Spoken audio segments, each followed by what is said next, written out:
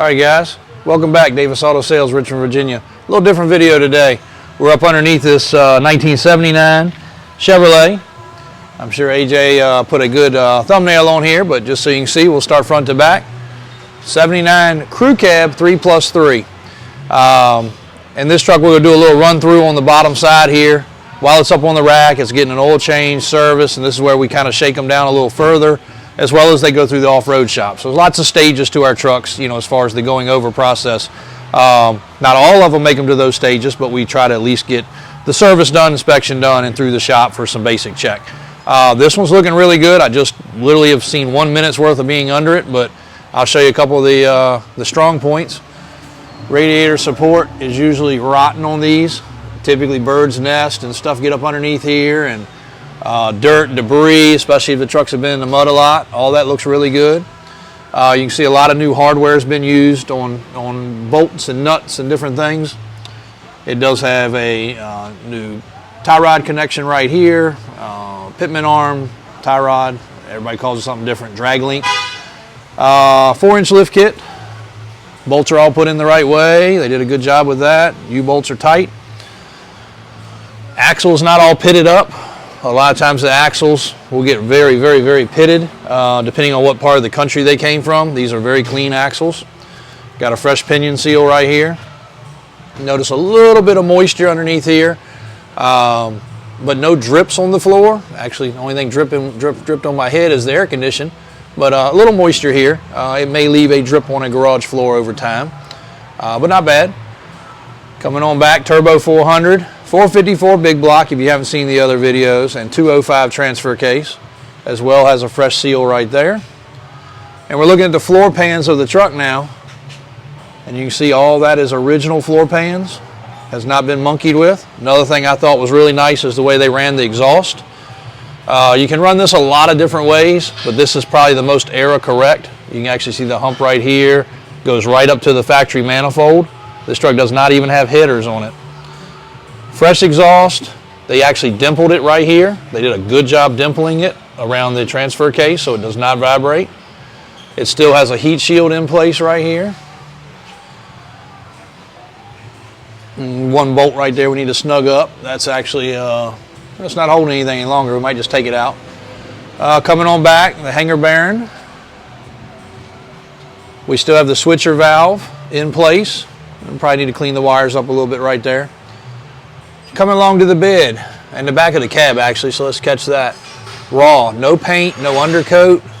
The bottom cab support and the very back cab support, we've seen those things completely crushed before and gone with rust. That's still in the original raw finish from the factory. Coming to the bed, no paint, no undercoat under here. It does have some surface rusting, and I noticed a couple spots where it looked like somebody probably had done a little welding, maybe a patch panel on the outside. You're not going to be able to see it really good in this video, but I can point it out in another one for those that are really interested. The exhaust runs really clean back across the back of the truck. It's got a braided brake hose right here on the rear brake line. Parking brakes. Let's see, are they still connected? Yes, they are still connected. Rear springs. We always check the rear springs on these. Yeah, imagine these springs could be 45 years old. Whether they're original or not, it's hard to say. But this truck's 45 years old. So it looks like it got an add-a-leaf and a small block, a pitched angle block.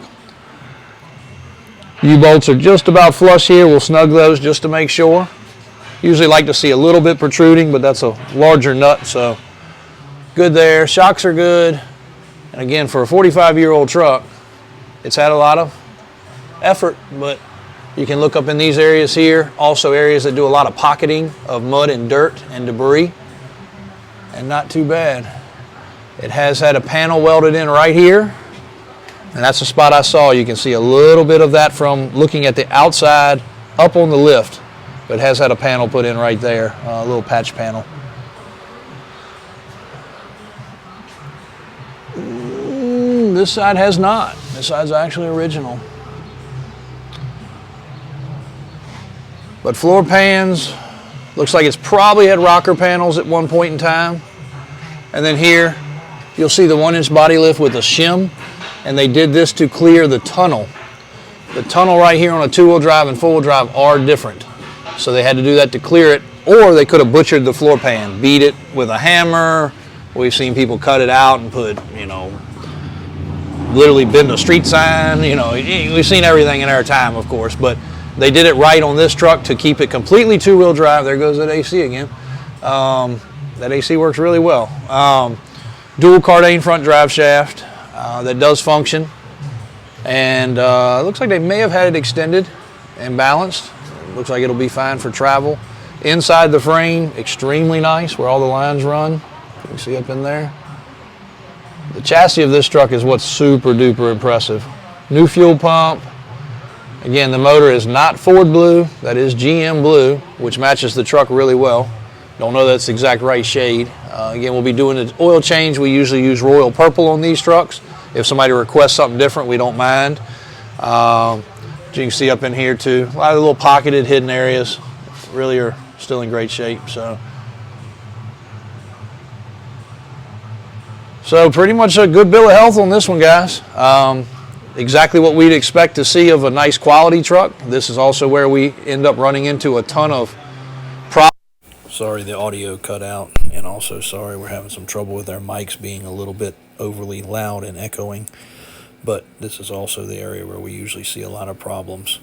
You can see cracked frames, you can see broken hangers, you can see body mount problems. Again, with the stuff we see, we've kind of seen it all. A lot of trucks that we purchase do not make their way to the lot just because of too many issues. This one, as you can see, still has the shields. You can see some remnants of the tape where they had done some paint work on the truck and body work over time.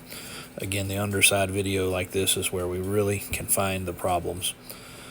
Overall, we have to give this truck a really good bill of health. They took a lot of time and effort on the frame and getting it cleaned up while the body was off. And we will be proceeding to our next step on this one. Thanks for watching, guys.